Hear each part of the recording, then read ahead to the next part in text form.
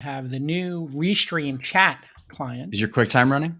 My QuickTime is not yet running. Always check that. Make sure That I was your check first that. check. That was my You're going to first get a check. second check shortly.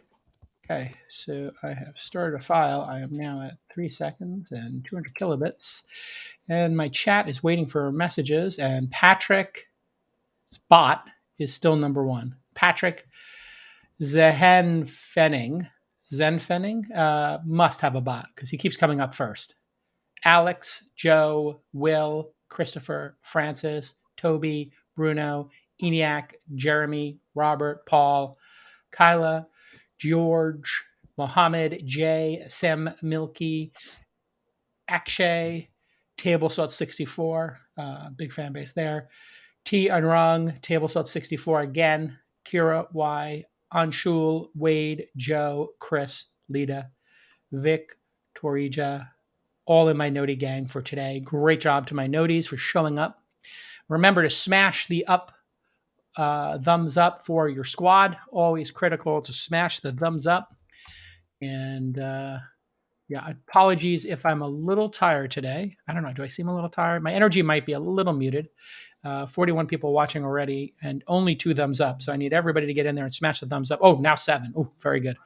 And the reason I'm tired is my bulldog fondue, her liver and kidneys might be failing. She's 15 and a half years old. So literally she wakes up 3 times in the night to have to go pee 4 times. And she has a diaper on, and I'm literally like having a baby again. So my wife does one night, I do the next. Last night was my night. Night before I got a good night's sleep. Last night, terrible night's sleep. So it's been tough, but I got 15 amazing years of fondue. If you follow me on Instagram, you know Fondue and Taurus, my bulldogs for a long time. Taurus passed at 12 and a half, and then Fondue is 15 and a half. I mean, bulldogs last 8 to 10, and very frequently they die of heart attacks or breathing issues, cardiac issues when they're even younger than 8, like 4 to 8. So it's a star-crossed breed. They were bred to be, cute over time because they used to be used for bull baiting. They were vicious dogs who would fight in rings. They got saved by somebody who had an affinity for the English bulldog breed. And this lord who saved them bred them to be friendly and to be family dogs. Great success. And then they brought the dogs to America and other places, and they just kept breeding them to have flatter and flatter and stockier chests and flatter faces. And they bred them for cuteness, which then means they can't even be born except by cesarean section. And so I got addicted to these dogs growing up with them. Cedric was my first one. I was born with a bulldog sleeping next to me and grew up with bulldogs, had them my entire life. I've never not had bulldogs in my life. But I now buy a breed which is being bred to be a little taller, less barrel chest, less flat, longer snout, and healthier. And so if you are buying an English bulldog, they're the greatest dogs ever. Kind of exists between dogs and humans. Right here in the middle, they kind of don't know they're dogs. They think they're humans. And so they're amazing, loyal, easy to manage dogs, great city dogs, great country dogs. They don't fight, they don't bite, generally speaking. But they're tough and strong and loyal and stoic and just all kinds of great qualities. But buy the ones that are the healthier breed and look into it if you do it. You really don't want to buy the ones that are compromised. And so the dogs are not compromised, mine, but obviously lasting 15 and a half years, my wife has an incredible regimen for these dogs. I mean, the amount of money we spend on them is crazy. They eat like raw food is a big trend in dog food. And so they, So anyway, that's what I've been doing with. I'm a little tired today. I apologize. This afternoon, we're going to go live, just as a little heads up, I think at 2 p.m. Is that correct, Producer Nick? 2:30. 2:30. Producer Nick, come on air and just tell people what they can expect at 2:30 if they want to mark their count. Oh, geez, my background is a mess. I just folded my laundry. Oh my God, look at this. Over here. Oh my God, it's a frat room. Don't you have like the blur background? Oh no, we're using. You can't do it on Restream. Oh God! All right, turn it off. Nobody needs to see you. Like, give me a break. So we tell everybody. Justin Kahn is going to join. We're going to do a double live. So we'll be live on his YouTube and we'll be live on our guy YouTube, Justin Kahn. Great. Twitter. If you have anybody else you think I should do a double live stream, we're using Restream to double live stream. Let me know. And we'll do a crossover. We're working on Gary Tan, but he's very busy for the end of Q4 with board meetings. So he's going to come on in January, I think. Yeah, these board meetings are I mean, the number of board meetings you can sit on is really crazy. So for launch, what I decided to do, we have board options in companies we own for over 5 or 10% of. I have 2 managing directors. When Molly Wood gets here, I'll have 3. And so I'll take some board seats if the company's over 5 to 10 million in revenue, or if I have an affinity for the topic or deep knowledge, and then my managing directors take the other ones. But we'll talk to the founder and say, hey, listen, Jackie or Ashley will be on the board, but Jake Hal might show up. And so they just give me the board meetings on my calendar and I'll jump on. Board meetings used to take 2 days of your life because you would fly out somewhere. You'd have an opening dinner. The next day, they might have an audit committee, HR, product, some sort of get to know the company, tour the facility kind of situation. Then you'd have a lunch. And then you'd have the board meeting. Then everybody go back to their hotels, get freshened up, and you have a board closing dinner, and you leave the next morning. So you leave on a Tuesday. You get there on a Tuesday afternoon. You leave on a Thursday morning kind of situation. Some people might bolt to the airport on Wednesday night after the dinner. Dinner would start promptly at 5:30 right after the board meeting, or even 4:30 or 5 to let people get to it. So it was a big time suck. Now I have board meetings taking place in 45 minutes over Zoom. And, it's kind of like the same amount of time as doing a founder call or a podcast. A podcast will probably be longer. So they've gotten more efficient, but you don't get to know the companies as much. So always, interesting how the world has changed. Secret to longevity in dogs. I think regular blood tests to know what's going on with them. I think being very conservative if they're having breathing issues or any kind of issues and taking them to the doctor is a good one, because dogs can be stoic. Like they won't tell you. They can't tell you how much they're suffering. Bulldogs have that specifically. And I think not overfeeding them. So weighing them on some regular basis and understanding their weight and keeping them to that weight. A lot of people's bulldogs get fat. A lot of people's cats get fat, and obesity kills. Today I was 178 exactly. And my record right now during this weight loss effort was 177.8, I think. So I'm 0.2 off my record. I basically got right down to 180, 179, and then just something stopped. In 1 week, I had my first sideways week in this weight loss journey. I'm in week 11 of. So every week I lost a pound or 2. And then in the 10th week, I lost nothing, which is really weird. But I did start working out a little bit, like doing 1 hour walks and a little bit of weights. So I noticed my muscle immediately went up 1 or 2 pounds. So while my weight stayed the same, I had more muscle, less fat. And so that's the next part of the journey, is to add 10 pounds of muscle maybe. You've probably inspired a new Restream future. I'm in touch with the Restream founders, and I might become an advisor to that company or something. I really think it's great poker stories, man. I got a lot of great poker stories. Some of them can't really tell on air. I once or twice played in like card rooms in LA where they take a rake, which I think are technically not allowed. And those games, I stopped going to them. I had some friends who went, and I knew a dealer in one of them, and he would tell me like, hey, come to this game. It's like crazy, splashy, cashy, the term I came up with for a loose game. And I went to this game, and let's just say anyway, I went to the back room with the guy who was running it, and he was getting me some chips out of the safe or whatever and putting some cash in the safe. And there was a shotgun against the door. And I was like, you know what? I am not going to go to this game again. I don't need to be at a game with a loaded shotgun leaning against the back door, and people paying cash. That was just crazy. So that's interesting. Christopher says you retain more water when you lift, so don't worry about the plateau. It's just extra water retention. Okay, thank you. A ton of fasting. I'm eating 1,000 less calories a day right now.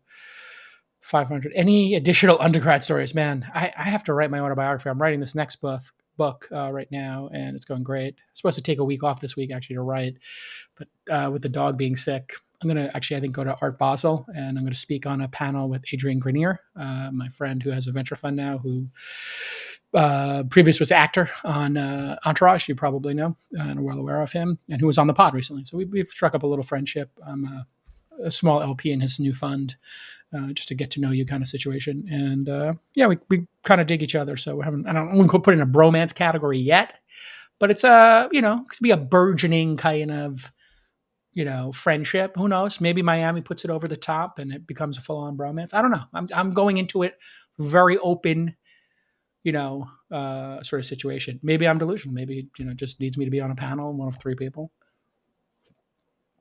And I'm just a pretty face, I don't know. Are you just losing weight so that you don't look like totally hideous next to Adrian Grenier on a It's panel for 2 basically hours? when you're on stage with Adrian Grenier. Yeah. I mean, he's so attractive. I literally was at a wedding Handsome with guy. him, and I'm sitting there, and he's got his girlfriend there. I got my wife there, and like I look over, and my wife is like hypnotized, and I'm then look over. I'm hypnotized. He's got these piercing blue eyes, and he's just so charismatic, and he's got 50 questions for me, and so I feel like the belle of the ball. I'm getting all the attention. The two ladies over here are like, they're wallflowers. They're just. And listen, it's good. Handsome guy. Queen for a day. Yeah. Queen for a day. I felt good about it.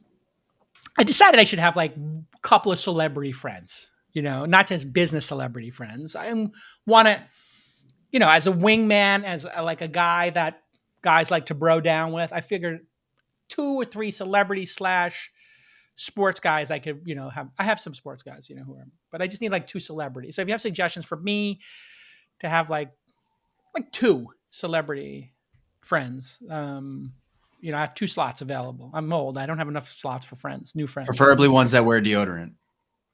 No hate to Ashton Kutcher, but come on. Ashton and I were friendly, and I think we're friends, but it never clicked. It's not.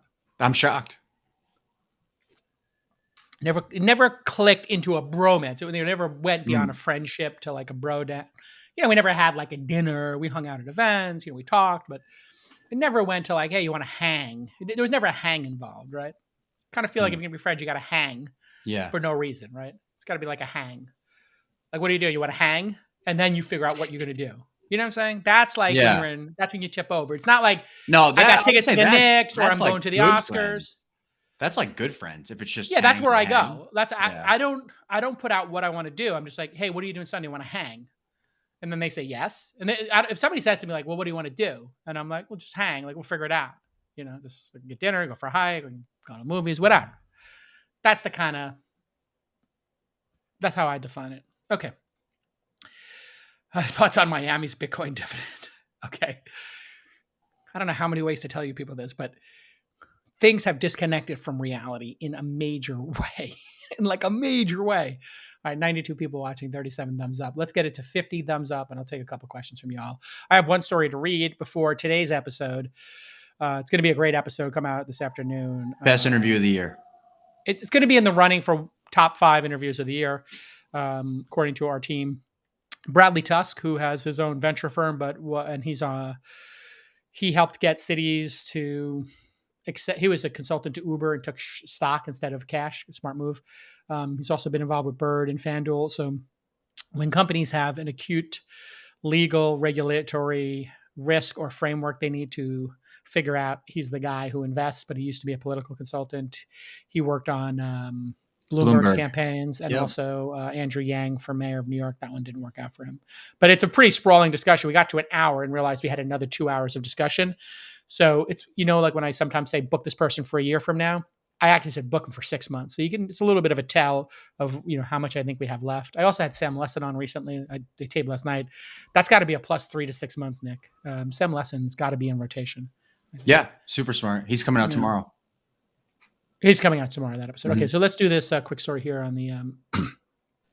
Is your quick time running? 13 minutes on the quick time. Great. I do not own any NFTs, but I'll answer that question in a minute. 3, 2. Okay, on Monday, Ohio's Attorney General revealed they filed a lawsuit against Facebook stemming from the Wall Street Journal's Facebook files, and it alleges that management misled the public to try and boost their stock price. Okay, we knew this was coming.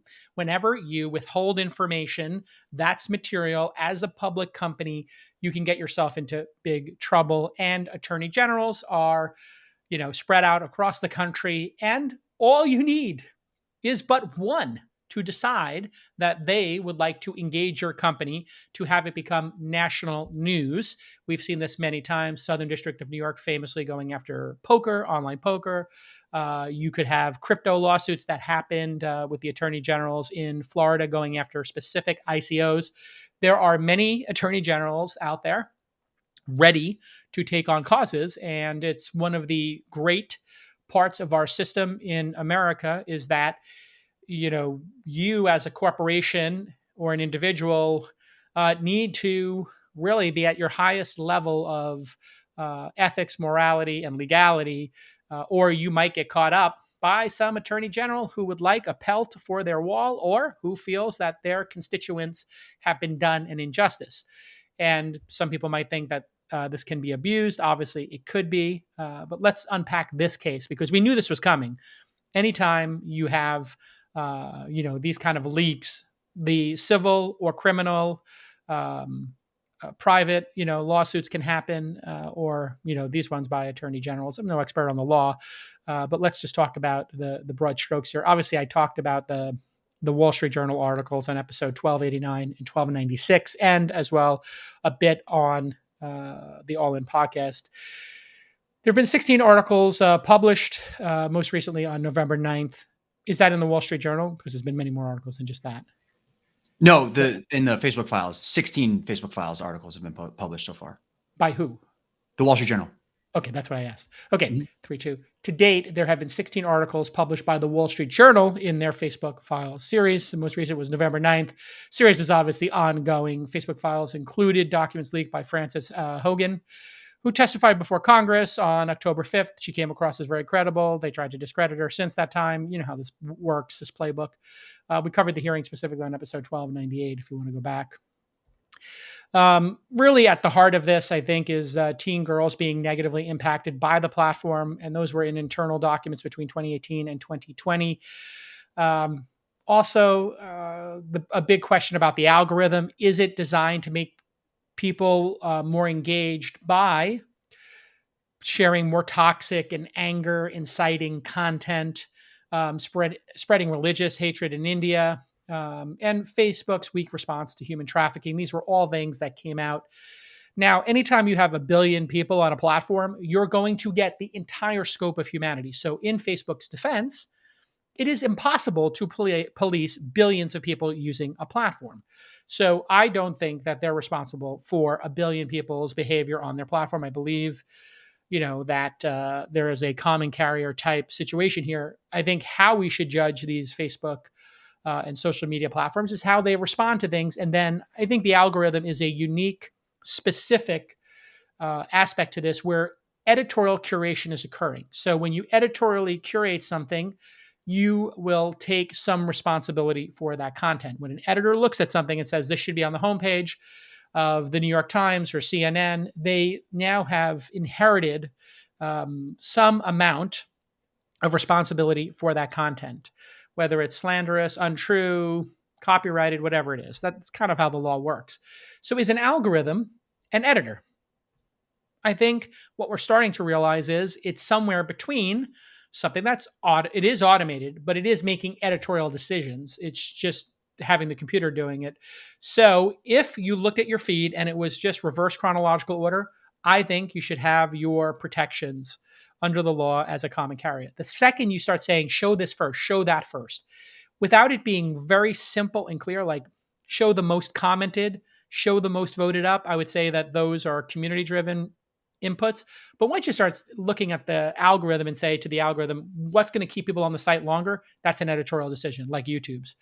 And so I think that those need to be either you inherit some responsibility for those or you disclose how those work explicitly, like you literally show the code of the algorithm. I think that's where we'll wind up, is the algorithm having to explain why it put something up there ahead of you. And if it said the tone of these is charged and there's we suspect or we indicate in the commenting on this thread there is a cantankerous tone. It's on a scale of 1 to 10.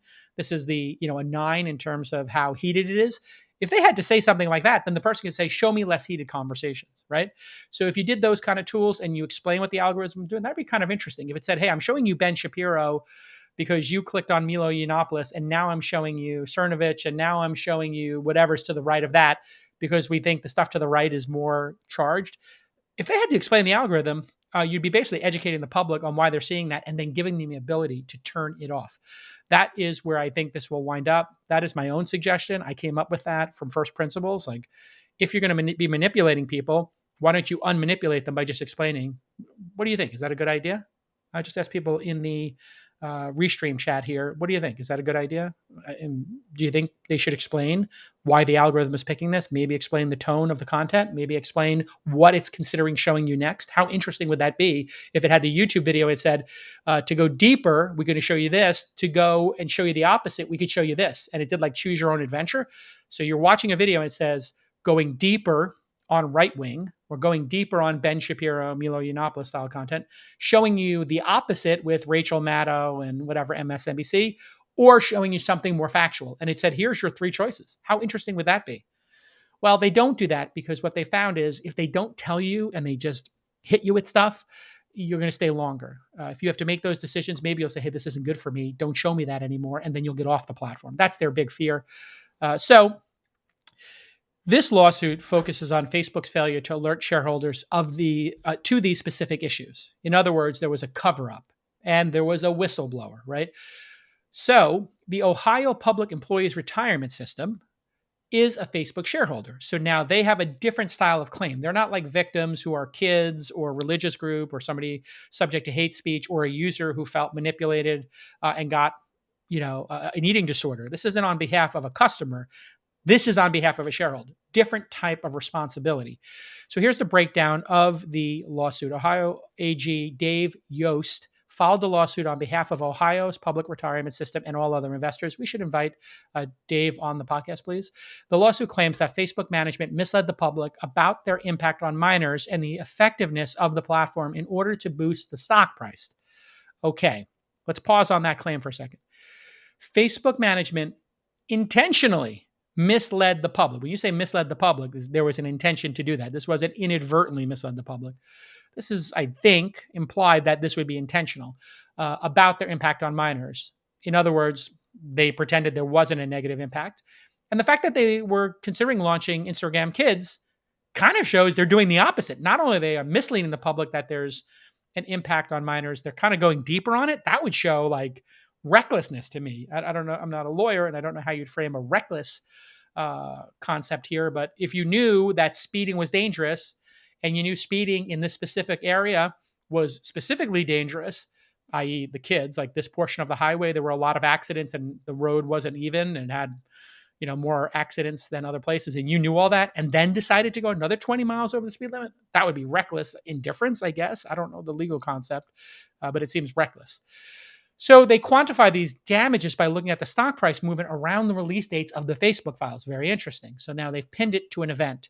Ohio's retirement fund bought $47.6 million of Facebook shares in early July at $352 a share, according to the lawsuit. Today's stock price is $343 a share. That represent like a 2 or 3% loss here, 1.4 million on the 47.6 million. Here's a quote from the lawsuit about Facebook stock decline between September 13th and October 21st. Facebook stock price declined by $54.08 per share over 14%, representing a decline of more than 150 billion in Facebook's total market capitalization. Since October 21st, Facebook stock dipped down to $312 a share, but it jumped back to $343. So is this correlated? Is it caused? It was obviously in some way played into this. The public sentiment around these Facebook papers obviously would lead some people not to buy the shares, or possibly some people to sell the shares. But do keep in mind at the same time, they were having this crazy app tracking transparency challenge that they had from Apple not allowing them to target their users. And then you can add to that as well that they're spending all this money on Meta and renaming the company, and all those rumors were starting to swirl. So maybe people, those things also played a role. So maybe this is, a headwind against Zuckerberg, but my gut tells me that they're such a juggernaut that the stock price is going to not only recover, I think Ohio's retirees are going to be in the black again. So then what happens with this lawsuit? That's the danger, I guess, of these lawsuits is, how do you prove harm if the thing's going up? I think the next way to prove harm would be to say, hey, has there been a revenue decline, or did revenue growth slow, or did user growth slow? So you could double click on this. Forget about the stock price, because maybe the entire market's going up. So here's some tips for Attorney General Dave Yost. how much did Facebook grow in comparison to their contemporary Google, Apple, and Amazon during this period?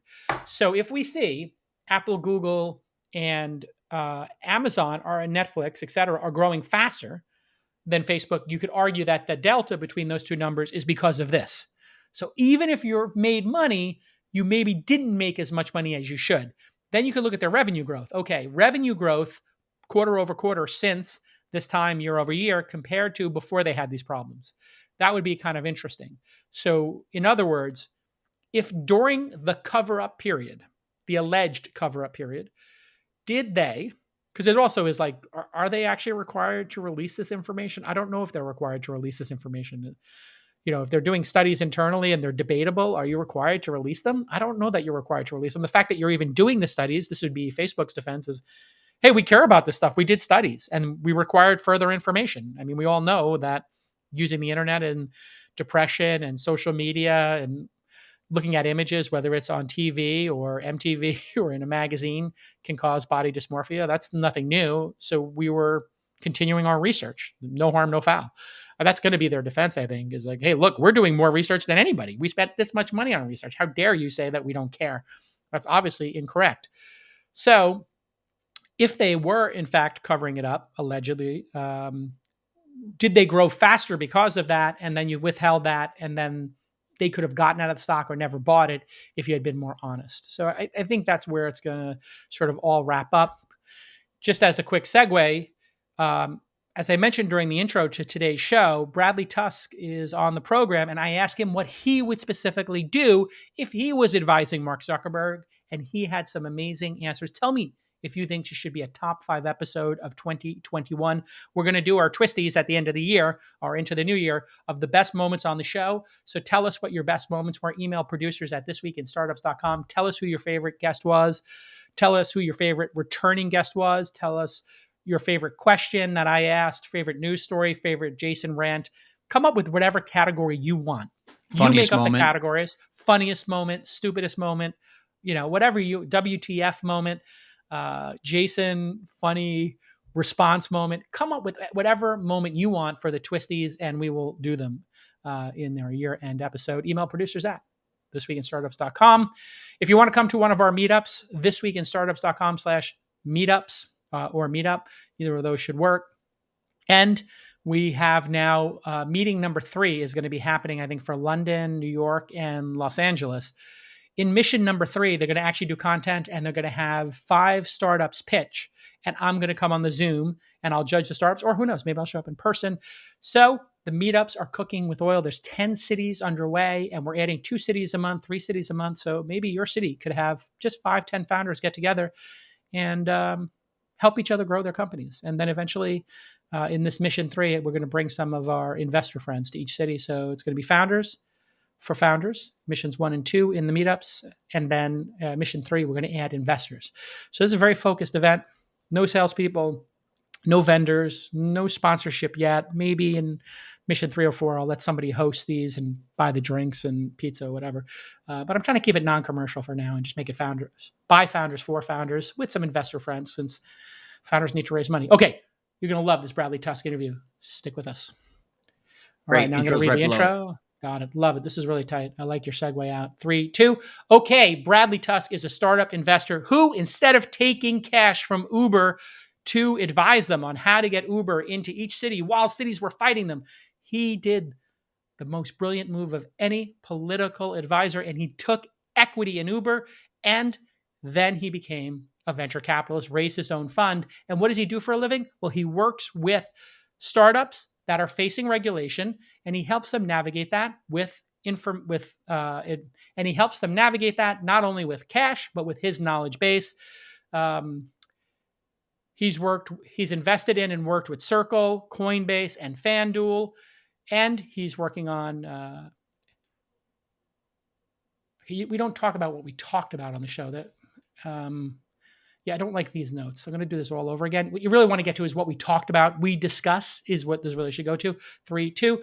Okay, on 3, 2. Okay, on today's program, Bradley Tusk. He is a political advisor turned startup investor.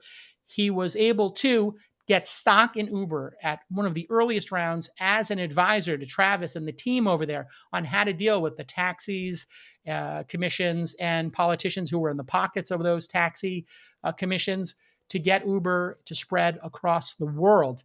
Now, he made so much money from that prescient move to take Uber shares as opposed to cash for his services that he built that into his new model for his venture firm, where he invests in companies like Coinbase and Circle, and then helps them with things like crypto regulation. I think he's also an investor in Bird and helped them with their regulations of having scooters on the street.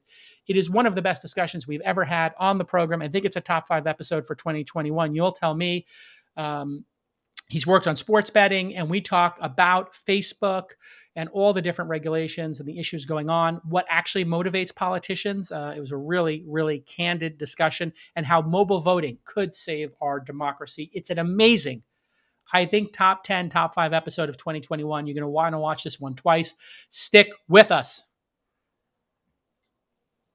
Is that good? Great. I did that all from my memory since you guys had such a fakaka setup of stuff here. This was like, you guys just threw 20 points in there. Let's read it to each other and make it better. What did we discuss? What can they look forward to in the discussion? This was more like his bio and then some discussion points. Terrible job on the intro. Great job on the segue and the story. Thank you. Thank you for the feedback. Thank you, Justin. That's the right answer when your boss is about to go off on a tirade. Thank you for the feedback. Thank you for helping me get better at my job. Can you just read? But first, we're going to talk about Facebook. They're being sued by 3, 2. But first, we're going to talk about Facebook getting sued by the Ohio AG. Big story. Good. And then one more pickup. I'm hovering over it. Scroll all the way to the top. Frances Haugen. The Facebook files included documents. The Facebook files, of course, included documents leaked by Frances Haugen, who testified before Congress on October 5th. Good. Thank you for the pickup. That's doing your job. You see that? All my noties and besties in the live stream right now. This is why I have 3 producers on the show. They're listening, making sure if I mispronounce something or I get a fact wrong, I say billion instead of million. This shit happens all the time, that we fix it in post. That's what a pickup is in the business. And then my job is they write copy for me. I ask them to write short bullet points and I riff on them. They did a great job on the Facebook one, obviously. Good job on the segue, but man, that introduction was rough. So what I'm doing is, and I'm letting you into it, is you're seeing me mentor folks. This was like kind of to work for me. I'm a little bit intense, but it's always with specific instructions on how to make the product better. So this is my philosophy at 51 years old. I'll be 51 at the end of the month. November 28th is my birthday. This is how I manage. I hire people out of school, people with very little experience, pay them well, not that well, but well enough. And then I ask them to work 50, 60 hours a week. Well is a relative phrase. All right, listen, it's not as good as fucking minting NFTs, but what is? I mean, I could imagine if I left, I quit on all you guys and started doing NFTs, I'd be doing pretty fucking great. So aside from NFT bullshit, it's a pretty great gig if you want to learn. And that's how I do it. I let them do all the work, but I give them really concise, constructive feedback. It's a little bit intense.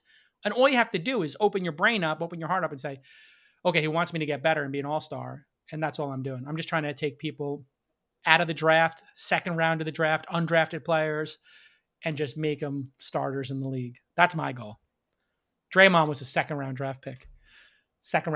He's I'd say arguably the most important too is separate the work from the person, right? You're never attacking anyone personally. The only people that work here are people. You could be camera ready today. I mean, honestly, you didn't look good on camera. I was folding my laundry this morning. I forgot. That was a little bit ridiculous, but anyway. It's gone now. I moved it. I'm not paying you enough to get a 4-bedroom and have like a studio, so. No. Actually, it's a good no laundry service. Paid us all more. We could just do laundry service. I could have someone fold my laundry for me. Yeah, okay, it's not fucking Google. All right, relax. You're not going to get like an endless swimming pool. That's when I knew Google was lost in a drift. At some point, they made a big deal about having like 8 of those infinity swimming pools where you jump in and they put them outside. And so like you could be Google, you go swim for an hour at lunch. I was like, you guys think this is a good use of shareholder funds? Okay. I get why they want everyone back in the office. It makes total sense. When you have 100,000 people working for you, how could anyone do that remote? That's crazy. Like at least half of those employees must do nothing all day, right? They must. Here's what I can tell you. I would go there for lunch sometimes in the early days. It's like over 10 years ago. And man, the fucking food was phenomenal. So they'd have you over for lunch and you'd get there, you do a little walk around campus, do a walk and talk for half an hour, 45 minutes. You go get lunch for an hour and a half. You maybe walk and get a cup of coffee. I was like, this is like 3 hours. And they're getting in at 9 or 10 and leaving at 6 or 7 or 8. They're having dinner there. So they would eat, 2 meals, sometimes 3 meals there. They would go to the gym there. They would get everything done for them. So it'd kind of be like, I don't know. Justin, what's it like to be a trust fund kid and have a butler at the age of like 10? Justin, you got a butler or no? How'd you know I had a trust fund? I don't know. You're working for me and I pay so poorly. That's the only way you could. I am a little concerned now that 2 out of 3 of my producers are living in their mom's basements. No, only one is. Only me. Only but you'll be in Brooklyn soon enough. Yeah. Can we hire your producers? No, you cannot hire my producers. If you hire my producers, I have a price. Yeah. If you hit that price, I'll be there tomorrow. I'm getting paid in experience.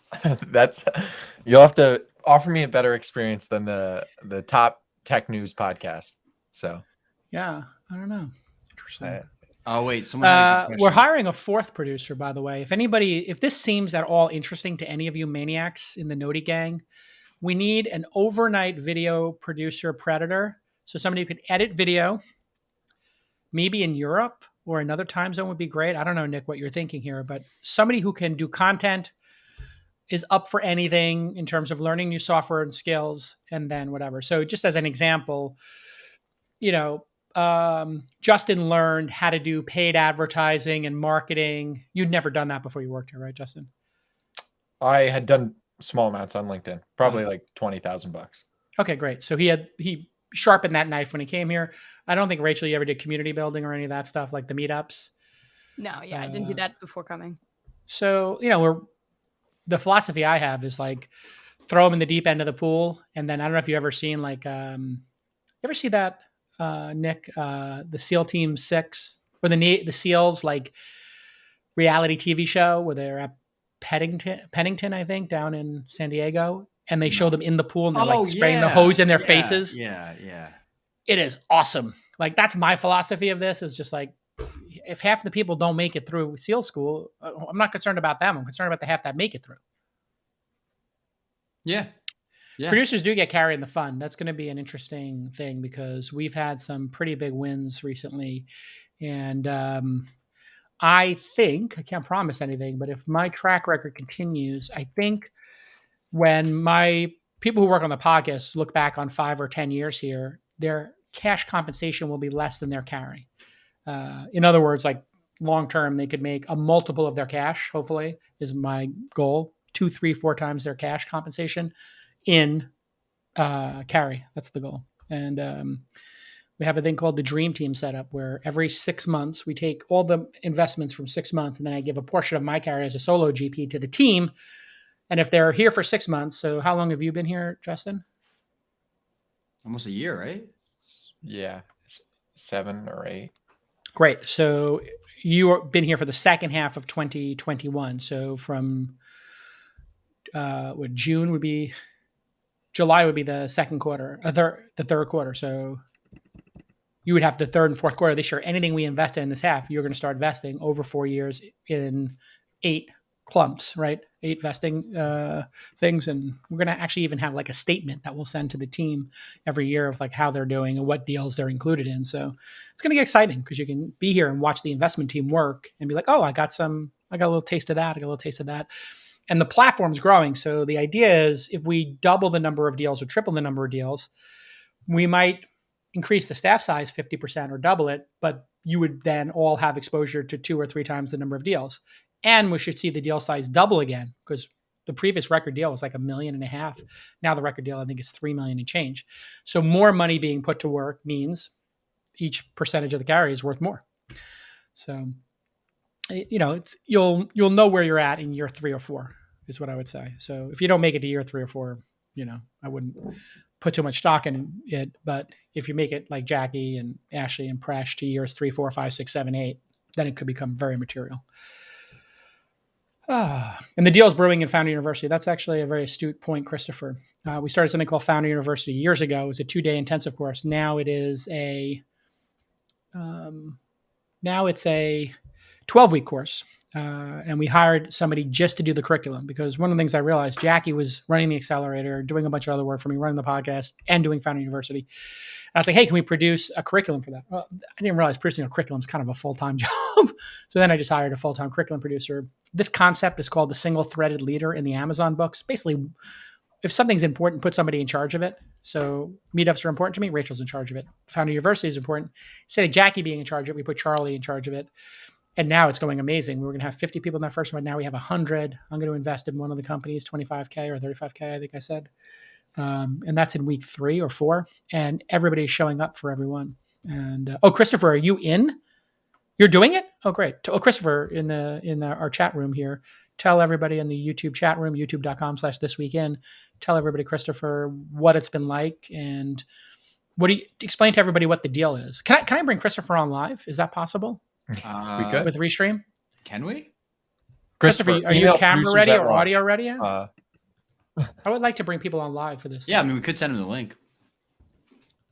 Christopher, you want to come on the air? You could either just be audio only, or you could be audio video. I would love to take a live question. Just email producers@launch.co or producers@thisweekinstartups.com. I'm sorry. We'll send you the link. I don't know what that is. All-in app? There's an all-in app? We didn't make an all-in app yet. I think you put a typo. You put a C in front of the all-in app. Fucking guys taking my fucking IP, running with it.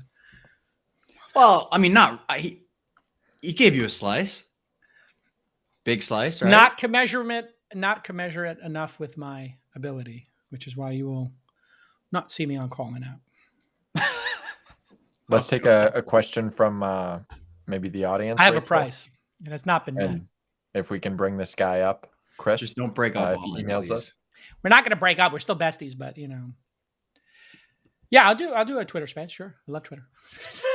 That'd be the ultimate troll move. The all-in after for show, everyone. For everyone in the audience, you have you guys. You think that the besties fight on the show? I sometimes wake up to 38 text messages of just war. No, chaos. here's the thing. I'll give people the background on it, not for not for repeating, but the all-in podcast, we agreed to not have ads. That's costing, I would say the ads would be 25K each. More. Maybe 35. So it'd be 100K a week in advertising for 3 ads. I told Chamath, I'll read 3 ads. It'll be at the start of the show and it won't interrupt the show, or I'll put them in. I'll do all no. So it's $5 million a year. There's 4 people on the show. Our company does all the production and everything. So I think we probably would get the 5th share. What? Company. Our company, Nick. Anyway, we should probably get whatever, at least 20% of it, but maybe there's an argument we should get more. 25% of it, but maybe we should get, whatever, 40% of it. That'd be $1 million, $2 million. I could use that. That's material to me. Chaman's like, it's not material to me. Sack's not material to me. And then what does he do? Oh, well, I'm just going to make an app called Call In, put a C in front of All In, and now we got the Call In app, and I'll just promote the fuck out of that on the podcast. It becomes worth $50 million, $100 million, because $1 billion. We agree we're not going to market on the podcast. So that's why you have this. Anytime anybody brings something up like Munich or whatever, we're like, oh, you're breaking the rules. Beep, beep. So we just all agreed, no marketing on All In podcast. No talking your book, I think was you could talk about if somebody else brings it up. If it's and it's organic natural. to the conversation. If Chamath were to do IPO, GHQ, WXYZ, and it's the number 1 news story, of course we'll include it. Or if whatever. Chamath might do it for charity. That's not a bad idea. I could bring it up with him again. Listen, I wouldn't say which network, but one of the top platforms in podcasting made a run at us very savvily. Like when we were in episode 30, maybe 25, 30, they realized this was a hit. And this is somebody who's made many hits. And they're like, hey, or bought many hits. I'll leave it at that. And they're like, hey, can we, get you on our network? And I was like, yeah, I know your network makes a lot of money from advertising. We don't have any advertising. Like, well, what if we made a donation to charity or something? I was like, I'll bring it to the guys, but I'll be totally honest. I don't even know if I can keep these guys showing up every Friday, because there was a period in the 20s where I literally couldn't get them to agree to just mark off their calendars every fucking Friday. Then what happened? The show started being successful. And now all of a sudden everybody's got their calendar and now it's a fucking priority. And I just told them, celebrity. getting recognized. All of a sudden you get a little adulation, and Friedberg is like, all of a sudden he made a big investment based on some fans of the show reaching out to him. He got his beak wet. All of a sudden Colin is doing really well. Oh, now all of a sudden people make time for the hour and a half it takes to show up. Manu, thank you on the weight loss. What's going on with the haircut? I did get a cut. I don't know. What do you think? I don't know. Just whatever's left here. I'm just trying to ride it out till I Bezos it. I'm just trying to enjoy it while I got it. You should start taking testosterone. Speaking of Bezos. Speaking of Professor Ice Cold takes. I mean, I don't like you trashing him. I like him. I honestly, I think he's funny. Like honestly, he does have his moments where it's funny. The problem is he attacked Robinhood, he attacked Tesla, he attacked my book, Uber. That's true. He attacked the Sheryl Sandberg personal attacks. I actually reached out to Kara Swisher and I said, "Hey, this has got to stop. You can't make fun of." He said what? He said she set women back like 50 years or something. She mentioned her being a widow. And Dave Goldberg is one of my best friends. And that was a little too low for me. And so I told Kara Swisher, like, I'm about to unleash on this guy. And then I did. Yeah. And that was really actually the crux of it. But also he went after Robinhood and after this poor kid who died from a suicide. Yeah. And that was low to me as well, because he also has an investment in public and he never brought that up on his podcast. So he's attacking my company. It'd be like me being an investor in Uber and like Lyft. Some Lyft driver is a drunk driver and kills somebody. And now that's all I'll talk about. Yeah. But I never mention my Uber. And we know that when you run a service at scale, how many people, look at the percentage of people who commit suicide. It's like 7 per 100,000 or something crazy like that right now. And it's young people. That's where it's happening. You got 20 million people on a service or 1 billion people on a service. You're going to have X number of suicides per day. It's perfectly correlated by the number of people you have using your service. I mean, the number of people who have a heart attack a day after the vaccine is going to be perfectly correlated because a certain number of people have heart attacks. Mm-hmm. So now is it the vaccine or was it just we had 1 billion people take the vaccine? So out of every 1 billion people, how many people in the next 3 days would have a heart attack? That's the problem with correlations. Yeah. So anyway, that was why I feel he's dirty. Like he's kind of dirty in his. I don't mind him being like trying to steal Kramer's shtick as like an over the top commentator, and try to get attention by taking his shirt off. Whatever, Chamath did it. Whatever. I'll be doing it in another 8 pounds. I'll be doing the show with my shirt off, no problem. I just think he's funny. I think he's a good podcast host. Honestly, I do. I think he's good, and I think his takes are so bad that I think it's good. Yeah. Well, yeah. I don't know. I like that he's not afraid to be like wrong. What of the constantly. Joke constantly? Well, I think that's the thing. I think now his self-deprecating was his only way out of his horrible takes. So he started his talk at the Recode conference with his terrible takes, which I thought was awesome. Yeah. Because it's like there's nothing better than being self-deprecating. Nothing better than that. And I don't know if you've ever heard him talk about higher education, but he is. No, that is actually his best spot shtick. On. Spot on. And as an NYU professor, to do that is great. Yeah. I think he's a misogynist. I think a little bit, and then I don't like that kind of nonsense. But whatever. I mean, I can't wait. I mean, I am thrilled that he is going to be on like CNN's failed subscription service. Like, I mean, people won't even watch CNN. Has a subscription service? They're doing like CNN Plus. That's crazy. Like a CNN Plus. Yeah. Le Plus CNN. They're going to do like literally people hate CNN now, and their ratings are terrible. Nobody will watch it, and they're going to try to get people to pay for it. And then he's their wedge to get people to pay for it. Oh my Lord. I would not do a boxing match. I would only do MMA because boxing, if my legs are my best weapon. So, Scott Galloway would last no more than 30 seconds with me in a ring. Get the fuck out of here. 30 seconds max. Max. I mean, I don't want to pull tape. Oh my God. I know you could kick high, but he's absolutely shredded. I literally, if I made contact with his leg with one kick, I mean, you ever see Joe Rogan throwing those roundhouse kicks or side kicks? I have. I will do another one who's jacked. I will do a tape in the next 3 or 4 months of me kicking a heavy bag, and nobody will want to get in. I would pay per view fight him $1 million for charity. Sure. We're currently talking about Professor Scott Galloway. Yeah, There's Scott been a number Galloway, of chats. I've been trying to reply to people. The big dog. I would for $1 million. If somebody put up $1 million purse for charity, I would fight. I would absolutely MMA Scott Galloway. Clip it. Let's go. Or kickboxing or MMA, but not boxing. Because he's probably got a lot of reach and size on me, and just boxing is like, yeah. That's wow. Absolutely would do it. You guys can be the undercard for the next Jake Paul fight. Yeah. So there you There you go. I mean, I think he would do it in a heartbeat. Like, he's absolutely ready for the attention. What would that be? Like 3-minute rounds? Yeah, something like that. It might even be less. Maybe 3 1-minute rounds. I don't know if I would do it. I would just need like I would just want 6 months to a year just to train a little bit, because I do have a knee injury that I have to get. Yeah. How old is he? He's got to be like late 50s, I think. I think he's probably 5 years older than me. Yeah, because he was, when I was starting as a journalist, he had this red envelope failed startup. I remember they burned through some crazy amount of money. I don't know exactly what happened with it, but JL versus Axe, that would not be pretty. I wouldn't fight any of my besties because I literally would not want to make contact with any of them. Scott Galloway might be different.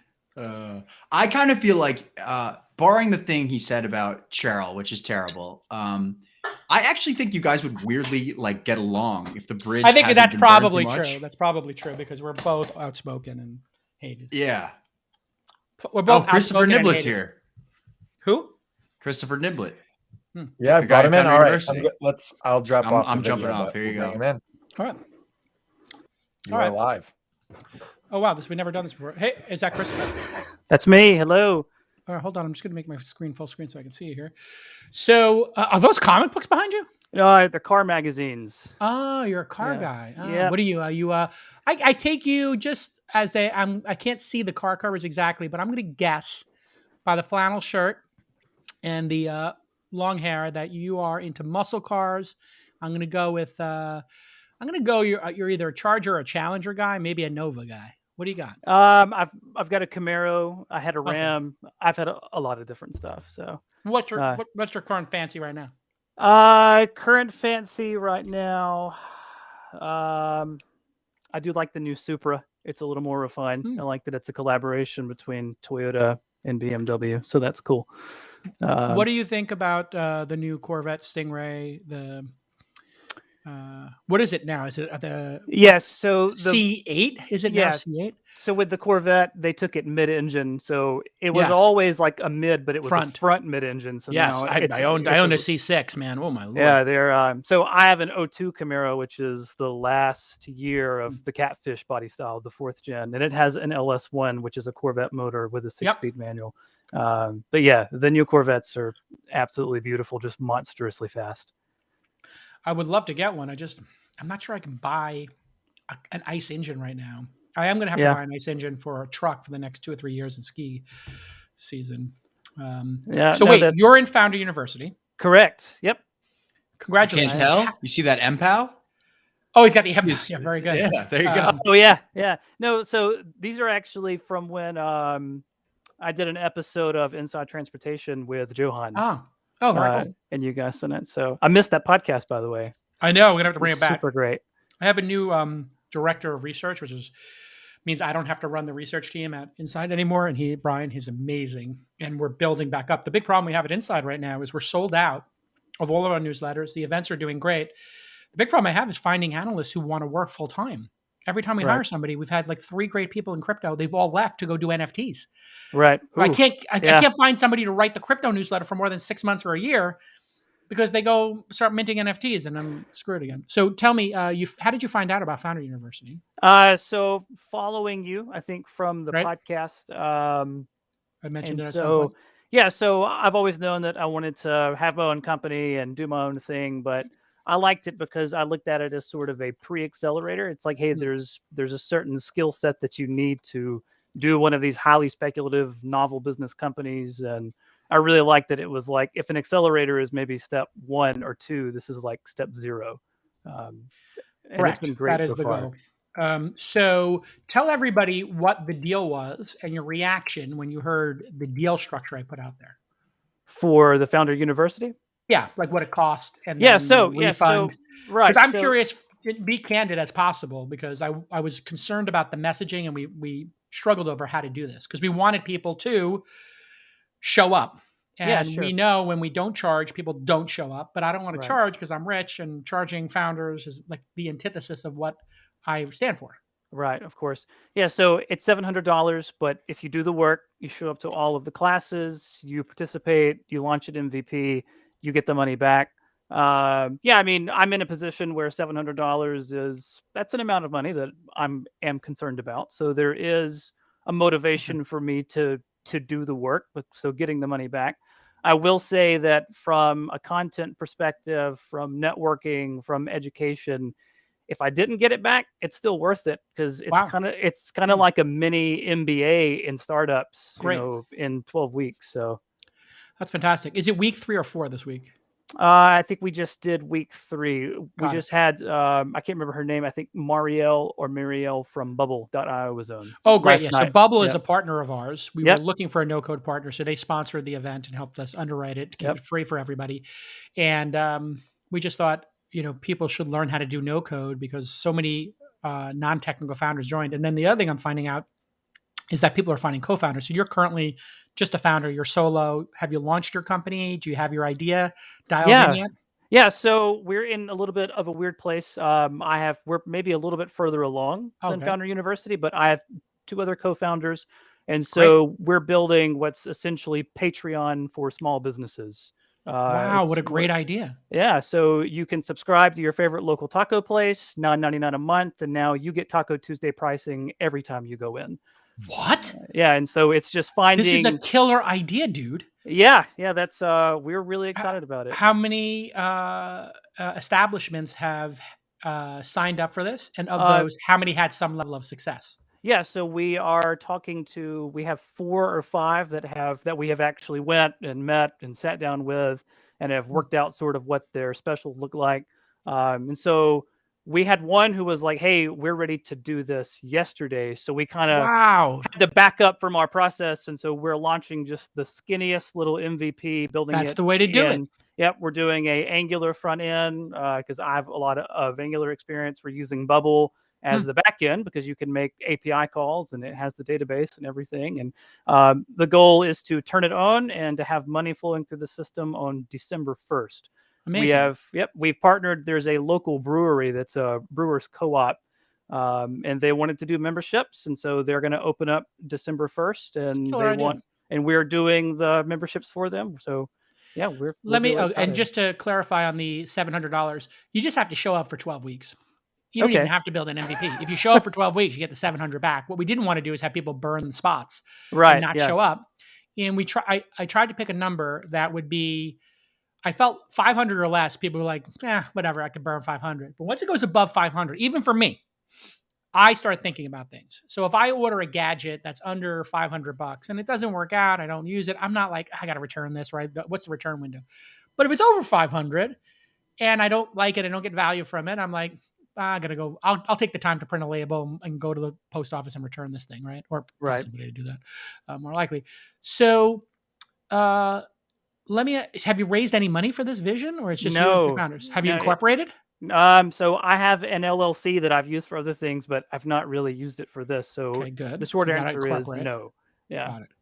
What would $25,000 do for you guys now if you had 25K? Yeah, that would be incredible. We would love to be able to grow, to have the time and the resources to go get more restaurants, get more businesses on board, and then especially on the consumer side also. Yeah, that would be a game changer. Okay, so here's the deal. I told everybody during the 12-week course that I'd pick my favorite startup and give them $25K. So I'm going to keep that in for the last week, but how about I give you $25K right now for 1% of the company? So $25K for $2.5 million valuation. We send you a convertible note. You incorporate in Delaware, properly, and then we just ship you $25K. Is that something you might be interested in? Yeah, I'll go ahead and yank your hand off on that. Absolutely. Okay, folks, there you have it. I just put $25K into this company. I think your idea is brilliant. You obviously have hustle. So I got a pile of cash. So fuck it. Let me take a $25K bet. If you're that passionate about cars and you know Angular and you're a builder and you got 2 other co-founders, checkbox. So let's fucking roll. Here we go. Okay, awesome. 25 dimes from Jaco.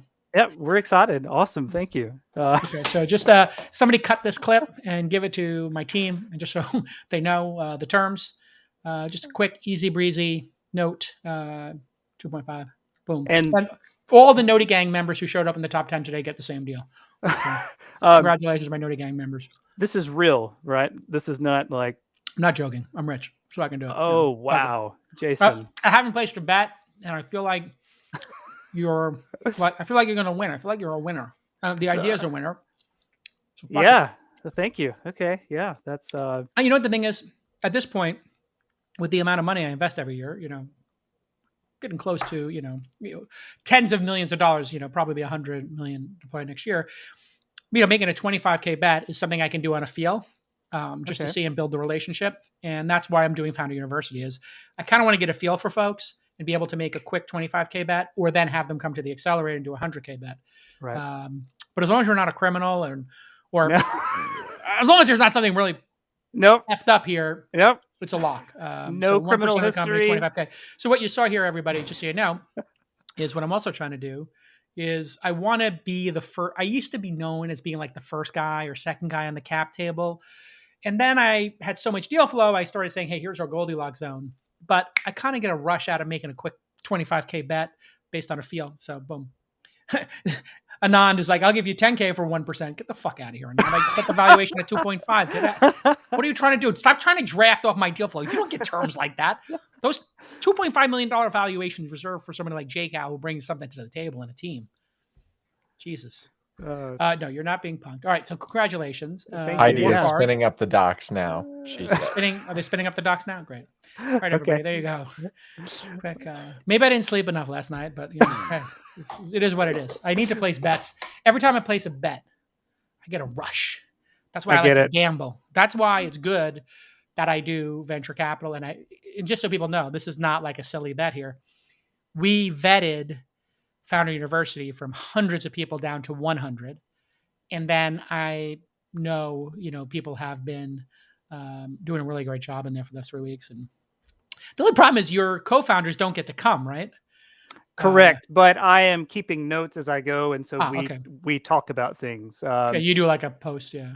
Yeah. And there's also a lot of, the network's really valuable. And I don't know if you guys thought about that, but I had a call, I think, Thursday or Friday evening with another founder in the group. She's now technical, but she's a former digital marketing person. And we've done like a skill SWAT where she kind of coached us on what we should do in digital marketing. And I had wrote a bunch of code around basically like a web crawler for car search engines. And she's kind of doing something similar. So I did some time with her and we kind of swapped skills around. So the networking's been great.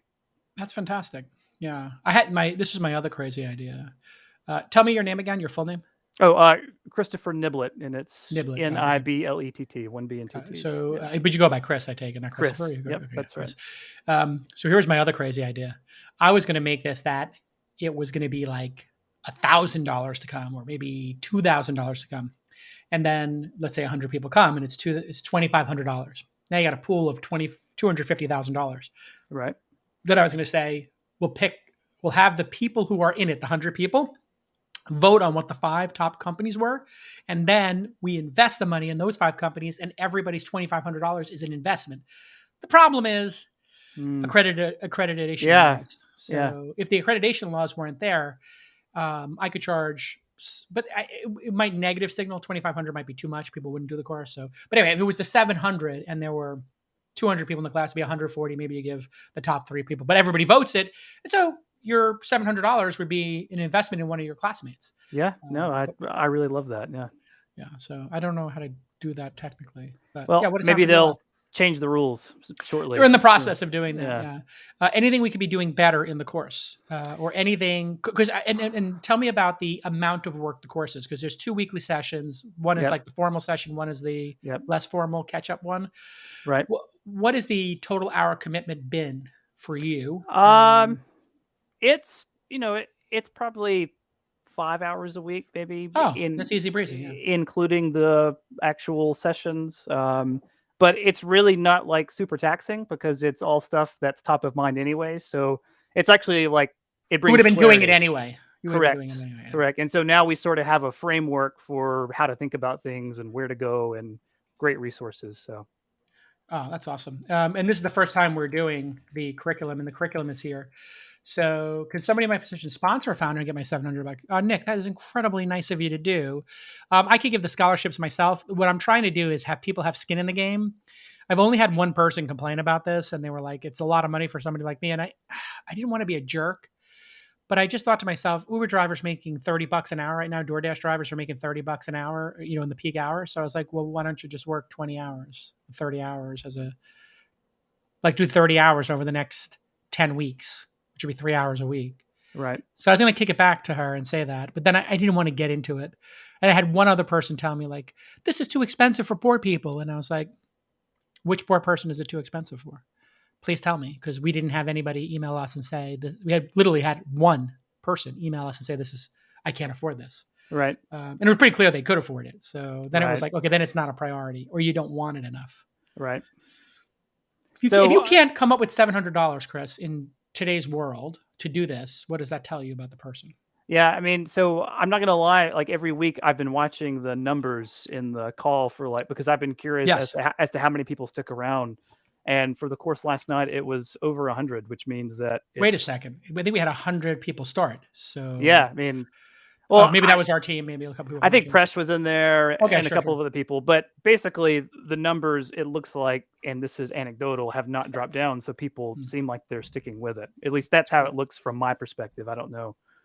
They are. Yeah, I think the attrition. I think and what we also said was just if somebody has an excused absence, I don't know, kid's graduation or they got COVID. Obviously, we're not going to be like, you got COVID, or your kid's bar mitzvah. We steal your $700. $700 is to get you to show up. Right. We need people to show up for us. You got to have the commitment to do it. Chris, I love your idea. I think it's brilliant. Thank you. I think doing it in the minimum viable is great.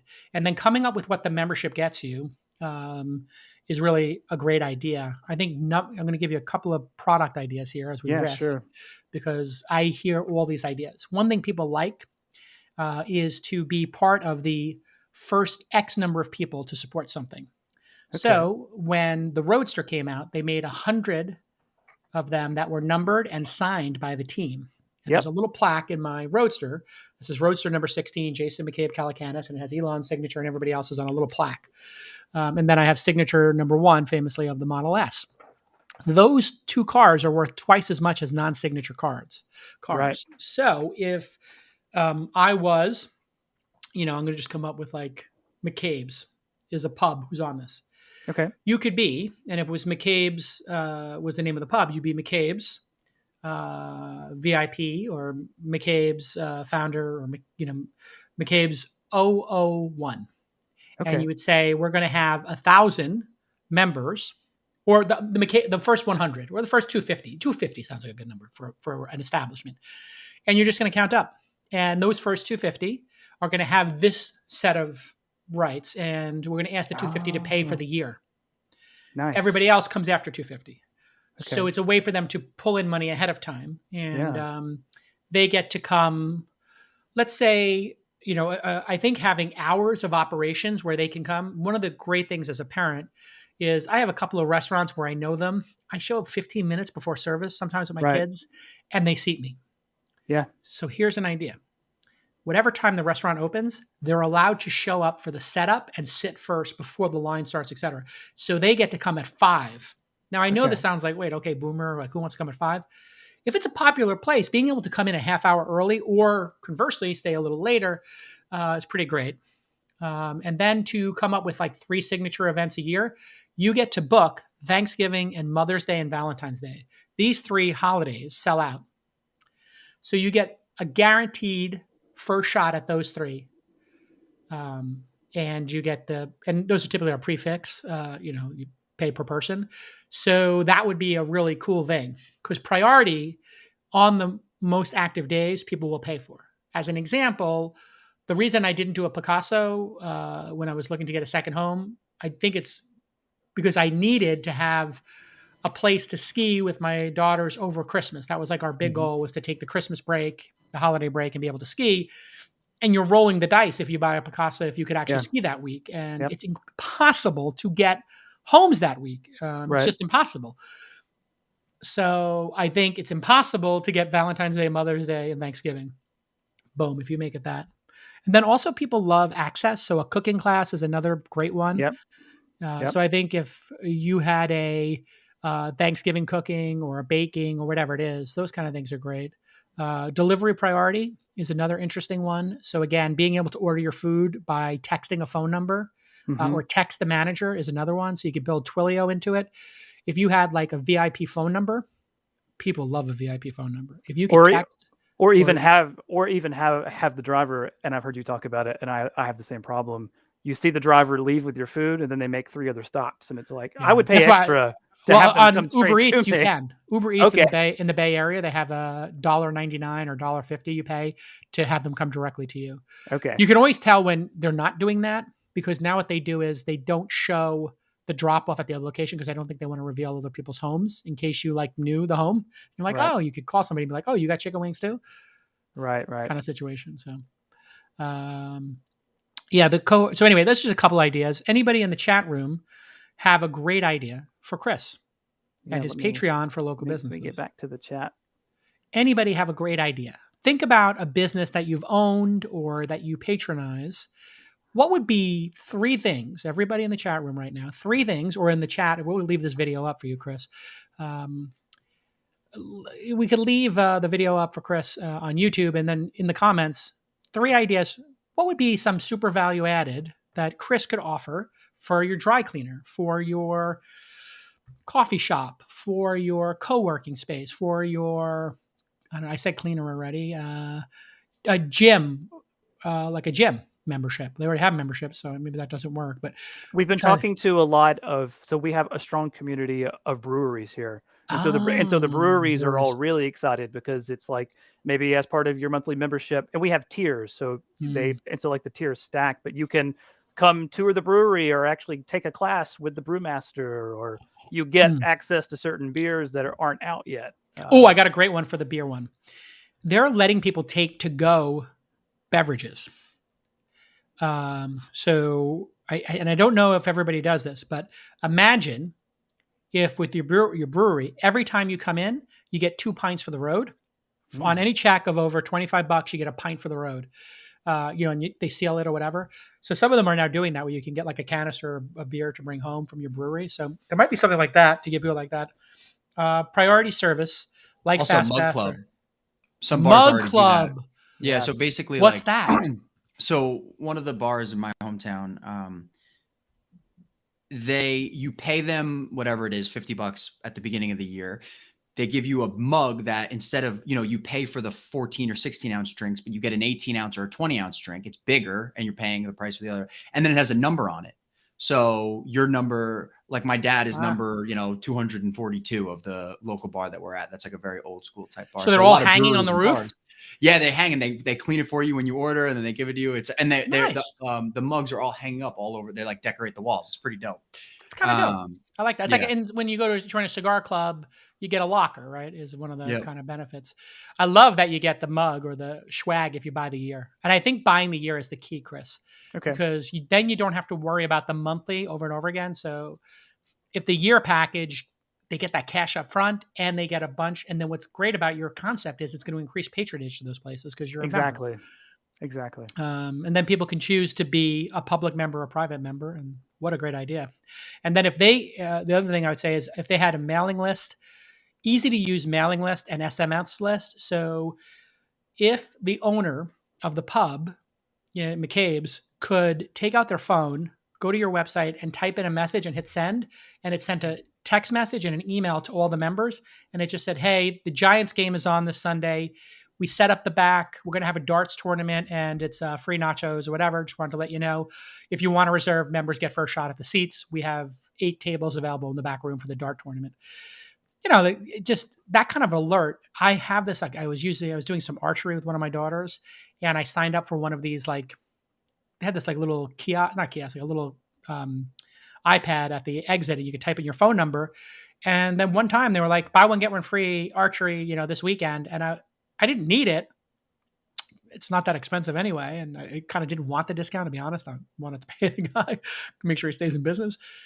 But it reminded me of the service. And I said to my daughter, hey, you want to do archery this weekend? I was like, great. So I think that mailing list service is going to be one that they would really like.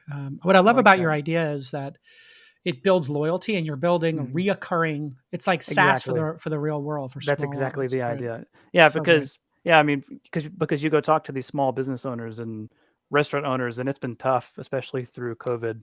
My wife and I have been very fortunate in that we didn't lose anyone, but the worst thing that happened is some of our favorite local restaurants closed down. So it's like, I wish there was a way that we could support them that doesn't turn into the Groupon problem of like a race to the bottom. This is like Groupon was brilliant for getting a bunch of people to a place, but then there were these discount. There was a word for them, like discount plus like a-hole, and somebody can come up with a term for this. But the problem was the people who would come only cared about the discount, and then they would do stupid stuff like take more water bottles or steal a towel or complain. Yep. Or ask for a refund. And then they disrupt the experience for all of the other That's what the yoga people would say. Who don't come back. So, yeah. It's the opposite of what you want. You want Correct. The loyalty of the top users, not the transient, bottom feeders. My dad would never, I always remember when I was a kid, I was trying to figure out business. Like, why don't we do a 2-for-1 special? Why don't we give this? And it's like, those people are horrible. They don't tip. Right. The way they take space away from the people who do tip. They send their food back. They cost you more money than with the discount. You lose money, and they never come back. So, all right, folks, there you have it. Thank you, everybody, for putting in great ideas. I see free protein powder is a really good one for gyms, I think, actually. Okay. I think the one that gyms need to, if I was ever going to do a gym, my number one thing was going to be laundry service in the locker. So when I worked at Sony, they gave you a bag with a number on it, and you would put your dirty clothes in the bag, throw it in the laundry. It would seal the bag, and then they'd wash your dirty, sweaty clothes with everybody else's dirty, sweaty clothes with a ton of like bleach or whatever. Your clothes would get destroyed, but who cares? You just had clean clothes there, and they put it back in your locker. Right. And you're like, this is fucking great. But people like the reusable. Keep it simple. Make sure you go for yearly, because yearly's great. It's such a great idea. Thank you. Like fast pass I love the idea of the extra ounces too. That is for beer drinkers. Yeah, beer is a really good one. There's so many fun things you can do. Oh my God. Linda Shahara. God, am I pronouncing your name correctly? Was this wonderful woman who we started our careers together working at Sony, and she was a folk singer. And she worked in the business development unit. I worked on the legal side, and we became fast friends when we were in our 20s. I was 22, maybe. I don't know how old Linda was, but oh my God, that is so great to see you on the live stream. We had a good time. I saw her. She's still doing folk music. I saw her sing one time, and I was so enamored. I was like, wow, she is great.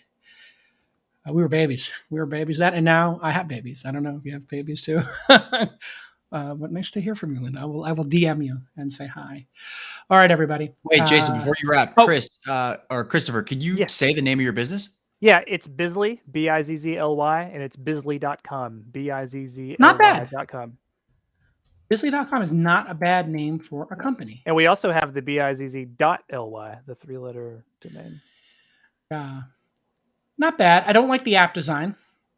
Yeah, that's the old one. So that's all old back when we were just calling it, hey, it's Yelp for small businesses. And then through the feedback process, we refined it into Patreon for small businesses. And Patreon for small businesses, and then just having the easy SMS email is going to be so powerful.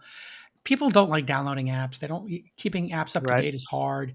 People just want to get this information by SMS and email. That's my belief. I've been taking notes this whole time, so I've got mine. And you know how much work it is to like maintain an app? It's like it's going to take $250,000 a year to maintain and build a world-class app is my estimation. Right. And it's going to take you $25,000 to maintain email and SMS. All right, listen, dude. I'm just thinking about all that. Like, say you have like the really high end restaurants, right? The amount that they could charge for this is like what, like if you could have if Carbone designated 2 or 3 seats for this special, for the special people that pay, how much could they charge per year for that? Carbone, if it had 1,000? a membership program, would be $10,000. 10,000? Yeah, like crazy. Well, I mean, if you got a guaranteed seat, I think it would be 10,000. Or if you got, or not guaranteed, but let's say you got 2. Let's say you got a night. weekly. Let's say you could have up to 2 reservations a month, 25 a year. Yeah. If I was living in New York, I'd probably pay for that because. Yeah, like if you're signing big deals, if it was $10,000, I would look at it and say, can I close one more deal by taking somebody to Carbone a year? And the answer is yes. So I'd pay $10,000 for 10 reservations. So yes. Yeah. It's a no-brainer. Now I know that sounds thinking about the high end of the market is nuts, I think. Just to put a finer point on that in terms of money, when the deal size gets bigger in your world, like I used to always wonder who pays $1,000 to go to a Knicks game, and then, or $15,000. And I'm going to go to New York for the Lakers game. And I was looking at courtside and I was like, $15,000 a seat, $30,000 for 2 seats. Maybe I'll take, this person or that person who's a major LP or whatever. When you've got 5 million, 10 million coming into your fund, or you've got, then that 30,000 or 10,000 for seats to a game is not, you're putting in the context of that deal size, just so people know that I don't spend that kind of money. When I go to the Knicks games, even like the playoff games, I might buy $1,000 ticket for myself and, I'll buy 4 tickets. That's a big enough splurge. I like the 8th row. I could see everything. But if it was like a client or a partner, I might go a little bit more. But you get a great idea, Chris. And I think this is the kind of stuff I want to do on This Week in Startups, where I want to do the startup kind of thing. So I kind of like this. Let's just have this like mentorship brainstorming thing, as it doesn't have to even be on the podcast. The mentorship brainstorming thing can just be something. I actually think we should release this on the podcast because this was fantastic. All right, fine. Yeah, edit it down, I guess. Chris, you're okay with that? I didn't. Yeah, sure, of course. That's fine. All right, and this is for noties. All noties are on notification now. Be camera ready. Be camera ready. Or at least half of you be camera ready. And if you want to like wear a mask, like a unicorn mask, or be funny, you can surprise us with your outfit or whatever. And I'll let a noti or 2 live on the stream. I feel like we can trust y'all. Do you get to see the person before they go on the screen? We're not going to have like a situation. Yes, we actually can. We can. Okay. All right. Yeah. All right. Sounds good. All right. Chris, congratulations. I now own 1% of your company. And you will be getting emails. Okay. Excellent. But conversely, if you have a question, now I'm a shareholder. Okay. There you go. Good to know. All right. And from Nick, find out from Charlie who else is doing a great job at Founder University and maybe rotate them in. I'll do one person for Founder University a week if they're good. Great. Tell Charlie to give you the highest performer each week. Okay. I don't want people applying to do this. I want curation. So it to be, I got you. I want people who actually are objectively getting a lot out of the program and making product. Because if I can't talk about the product and riff on it, who knows? Maybe I'll do this for 10 weeks. I'll put $250 into each of these, 25 bucks into each. All right. Great job, Chris. I'll talk to you soon. All right. Any closing comments, Chris? This is incredible. That's all. Just really excited. All right, everybody. We'll be back in 2 hours with Justin Kahn. Oh, you're taking questions? I'll take 2 questions from my noties. If you want to come on air, we'll give priority to on-air folks. As a quick heads up, Jason, we're trying to get 20 minutes of news tonight, potentially. Do you think? No, don't worry about it. Justin, what I'm going to do is I'm going to make the Sam Lessin interview the news for tomorrow, since the article just came out last week, and we'll have this be the meat on the back end. Sure. Amazing. Sam Lessin's 30-minute interview. Perfect. All right, Chris, we're going to phase you out of here. Thanks, everybody. All right. Congrats, man. Great. That cost me $25,000. most expensive appearance ever. It's a great idea, though. Bringing recurring revenue. We're still live. To spiky businesses is genius. We're still live. We are still live. You uploading your QuickTime? Bob G's got the constant question.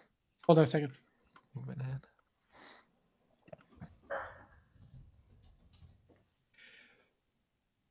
All right, hold on. What am I supposed to be? You want me to stop my QuickTime? Or my QuickTime's still running all this time? 1 hour and 25 All right. minutes. If you're going to take 2 questions, you can get it. All right, just give me 2 quick questions. Are they coming on air or are they No. going to just ask them? Okay. I like this one. 3, 2. Okay. Bob G, member of the Noti Gang on youtube.com/thisweekend, asks, if you could advise any company to perform an M&A, what would it be and why? That is a great question. Let me think that through. All right. I'm going to do 2 versions of this. I'm going to do one, which is mega company buys medium company. And then I'm going to do medium companies merge. You didn't ask for this, Bob, but I'm immediately what came to mind here. So medium and minor would be like a, whatever, 50 billion to 100 billion, and another medium or a minor. So, and then obviously a mega, you know what a mega is. So at this point, I'm wondering if Amazon, which does delivery really well, bought Uber or Airbnb, what that might look like. Amazon is an amazing company. They're very good at logistics. Ubers are everywhere. Airbnbs are everywhere. People are purchasing. You have Amazon Prime, Airbnb. I don't think that it would be allowed, but I do think, and I put DoorDash in there as well. If Amazon were to own those and your Amazon Prime membership, just like Whole Foods, worked seamlessly, oh my Lord, that would be delightful to be able to use your Amazon Prime to get into an Uber or to book an Airbnb. Kind of neat. For a long time, I thought Apple should buy Tesla, but I said that when Tesla was a $30 billion company, I said they should buy it for $75 billion. The problem is you have to pay a premium to buy something, so that's out the window, which means you can go the other way. What if Tesla bought Uber or Lyft? This is a kind of an interesting situation. If Tesla bought Uber and Lyft, the robocabs might not be ready yet, and that's going to take a long time, but self-driving does work.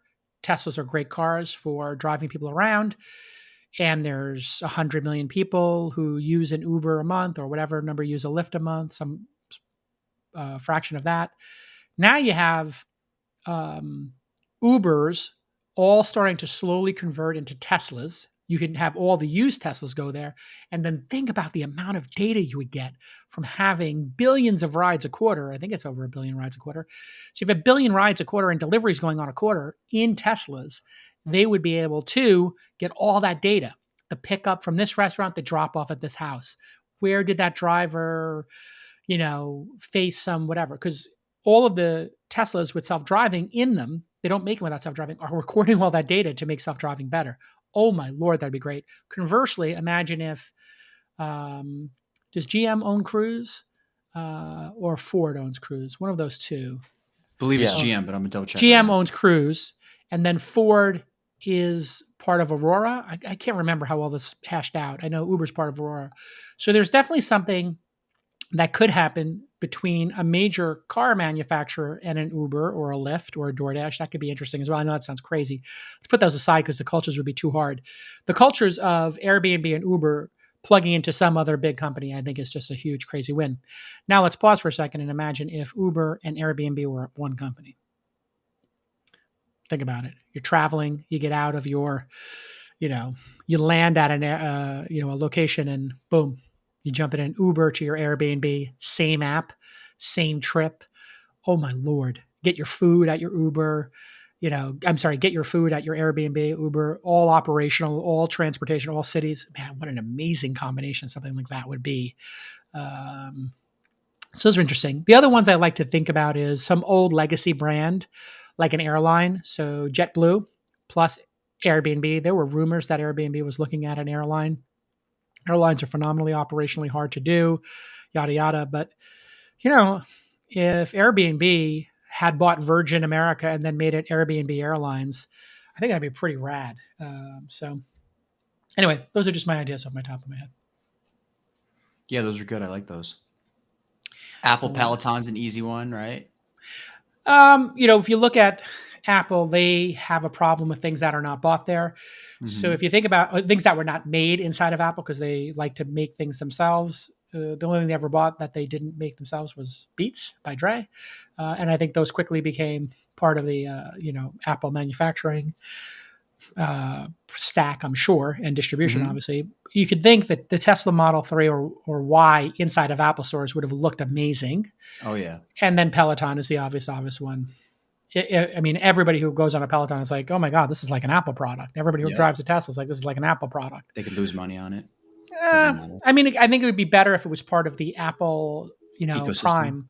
Yeah. No, Apple Prime. Like I pay now $30 a month, I think, for all my Apple stuff. Maybe it's 40. So I get Apple TV, Apple Music, Apple News, 2 or 4 terabytes of family storage, Apple Arcade, and then 1 or 2 other things. And eventually I'll probably have, for all 5 members of our family, I'll probably have Apple Care on 5 phones or something, right? So I might be paying them like $2,000 a year because Apple Care is what, $100 a year or $200 a year? I don't know. Yeah, something like that.